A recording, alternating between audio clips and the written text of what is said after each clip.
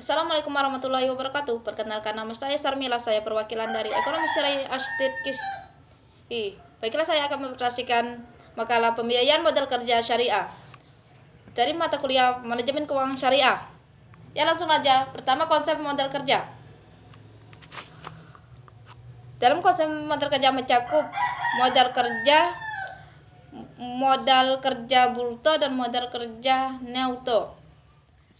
Modal kerja adalah modal lancar yang dipergunakan untuk mendukung operasional perusahaan sehari-hari sehingga perusahaan dapat beroperasi secara normal dan lancar. Sedangkan yang bruto merupakan keseluruhan dari jumlah aktivitas lancar.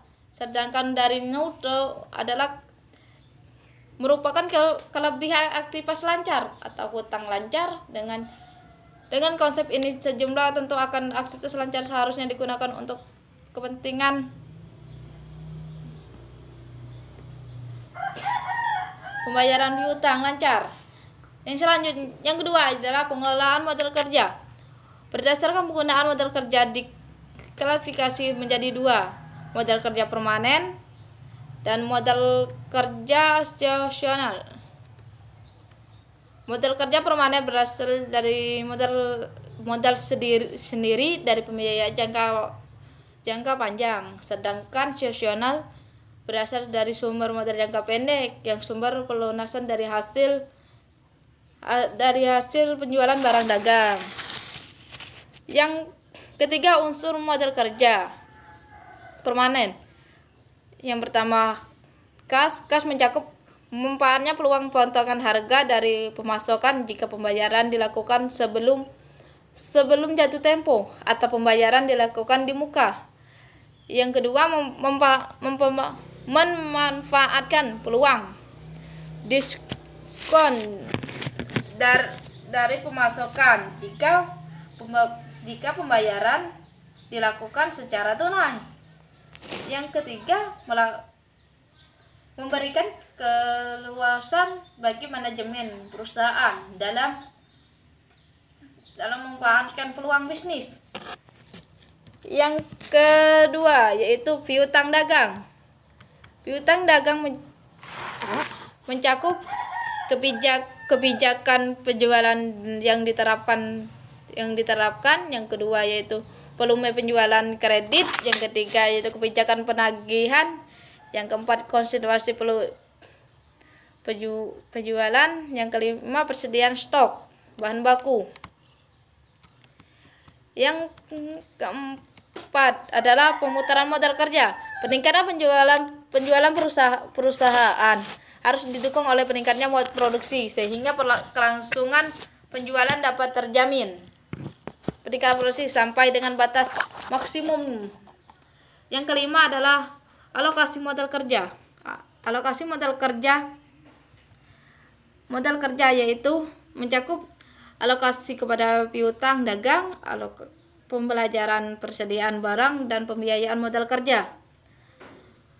Hal-hal yang harus diperhatikan melakukan analisis pemberian pembiayaan antara lain jenis usaha, kebutuhan modal kerja masing-masing. Jenis usaha beda-beda.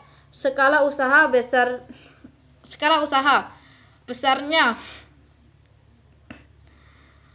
kebutuhan modal kerja suatu usaha sangat tergantung kepada skala usaha yang dijalankan. Yang selanjutnya adalah tingkat kesulitan usaha yang dijalankan. Yang selanjutnya adalah karakter transaksi dalam sektor usaha yang akan dibiayai dalam hal yang baru yang harus